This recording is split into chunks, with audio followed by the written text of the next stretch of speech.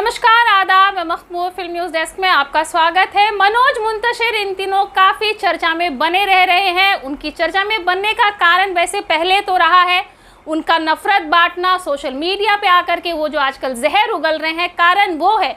लेकिन उसके बारे में हम बाद में बात करेंगे। लेकिन आजकल वो किस बात के लिए ट्रोल हो रहे हैं वो हम बात करेंगे। दरअसल मनोज मुंतशिर की एक चोरी पकड़ी गई है। उन्होंने एक कविता लिखी है जिस कविता को बताया जा रहा है कि वो उनकी कविता असल में है ही नहीं, वो एक इंग्लिश लेखक की कविता है जिसको उन्होंने चोरी की और चोरी करके बड़े ही खूबसूरती से हिंदी में ट्रांसलेट करके अपने नाम से उन्होंने छाप दी, जिसके बाद बवाल मचा।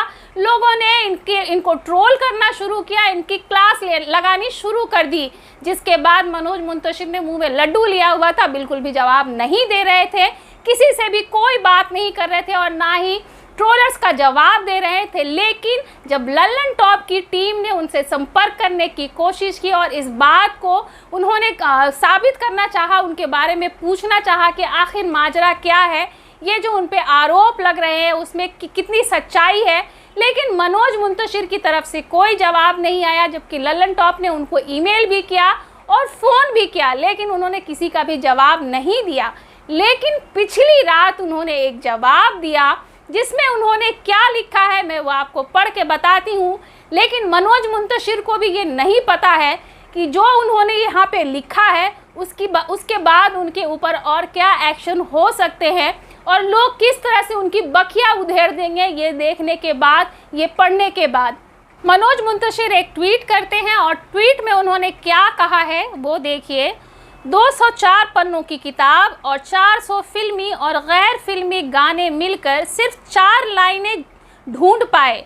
वो मतलब सवाल कर रहे हैं कि तुमने मेरी सिर्फ 4 लाइनों की ही चोरी पकड़ी है। तो मुंतशिर साहब, वो 4 लाइनें चोरी की हो या 40 पन्ने की किताब चोरी की हो, चोरी तो चोरी होती है, चाहे वो खीरे की हो चाहे वो हीरे की हो। और आप दर्शकों को इतना कमज़ोर ना समझे, वो आपकी सारी चोरी धीरे धीरे पकड़ लेंगे, फिर देखेंगे कि आप कहाँ मुंह छुपाते फिरेंगे। आगे वो लिखते हैं, इतना आलस, दर्शकों से पूछ रहे हैं कि मतलब उनकी इतनी छोटी सी आप कमी को पकड़ पाए, उनकी चोरी को पकड़ पाए, इतना आलस। उसके बाद लिखते हैं, और लाइनें ढूंढो मेरी भी और बाकी राइट्स की भी, फिर एक साथ फुर्सत से जवाब दूंगा। मतलब उनका कहना साफ साफ है, वो चैलेंज कर रहे हैं लोगों को जिन्होंने चोरी पकड़ने पे उनको ट्रोल किया है। उन ट्रोलर्स को वो जवाब दे रहे हैं कि इतनी सी मेरी चोरी पकड़ पाए हो, आगे की भी जो मेरे राइट्स हैं और दूसरों के भी हैं उनके भी खोज के निकालो, तब मैं एक साथ जवाब दूंगा। तो दर्शकों को मुंतशिर साहब आप इतने हल्के में बिल्कुल मत लो।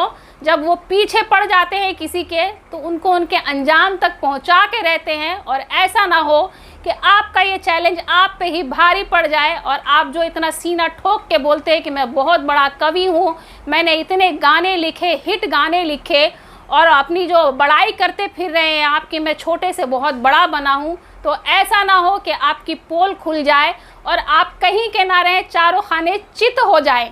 दरअसल ये जो चोरी का मामला है, उनकी एक किताब है मेरी फितरत है मस्ताना, जिसमें उन्होंने कविता लिखी है मुझे कॉल करना, जो कि वाणी प्रकाशन में प्रकाशित हुई है।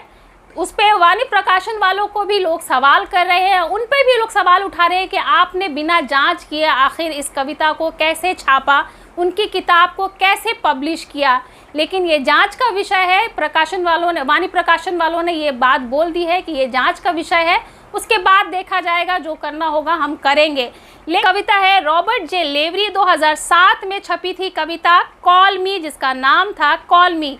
दोनों कविताओं को पढ़ने के बाद ऐसा लगता है कि दोनों में काफ़ी समानताएं हैं, जिसके बाद ही ये चोरी वाला विवाद शुरू हुआ। मनोज मुंतशिर को चोर कहा जाने लगा है। मनोज मुंतशिर की इस कविता को मैं पढ़ के आपको हिंदी में भी सुनाती हूँ, और जो ये असल कविता है रॉबर्ट जी लेवरी 2007 में जो छपी थी कॉल मी, उसको भी मैं आपको पढ़ के बताती हूँ। लेकिन आप अंदाज़ा खुद ही लगा लीजिए कि ये कितनी ज़्यादा चोरी है या इन्होंने असल में इनकी खुद की कविता छापी है।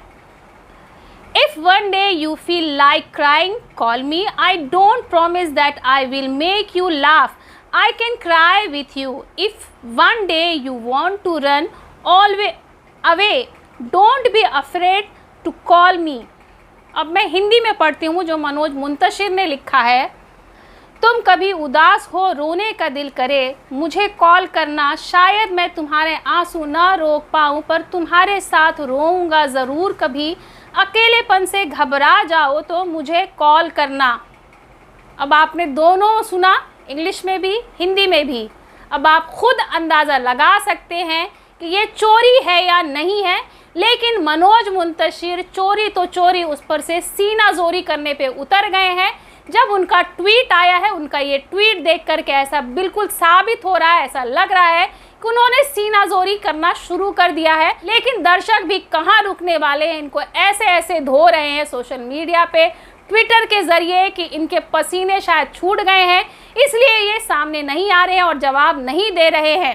ट्विटर हैंडल के कुछ यूज़र्स हैं जिन्होंने मनोज मुंतशिर को किस तरह से धोया है, कितने मजाकिया अंदाज में धोया है, जिसे आपको भी सुन करके हंसी आएगी, मुझे भी पढ़ करके बहुत हंसी आ रही है। आप सुनिए वो क्या लिखते हैं। एक MKS करके है यूज़र जो लिखते हैं, राष्ट्रभक्त, भारतीय संस्कृति, अनन्य समर्थक, घोर धार्मिक, सबसे महान फिल्मी गीत फरोश मनोज मुंतशिर जी कमाल करते हैं। वाणी प्रकाशन से प्रकाशित उनकी पुस्तक मेरी फितरत है मस्ताना की एक कविता उन्होंने अभी लिखी, पर उसका अनुवाद वर्षों पहले ही इंग्लिश में हो गया। एक अन्य यूज़र है, वो लिखते हैं, वो सवाल कर रहे हैं मनोज मुंतशिर, वाय वाय वाय मनोज, गाने तो खुद लिखे हैं ना भाई, या पुराने अंग्रेज़ी गाने ही ट्रांसलेट करके चिपका रहे हैं। ऐसे ही एक और अंकल जी ने सवाल किया है कि भैया आप जो इतिहास के बारे में बता रहे थे उसका क्या हुआ, ऐसे कैसे चलेगा मनोज भैया।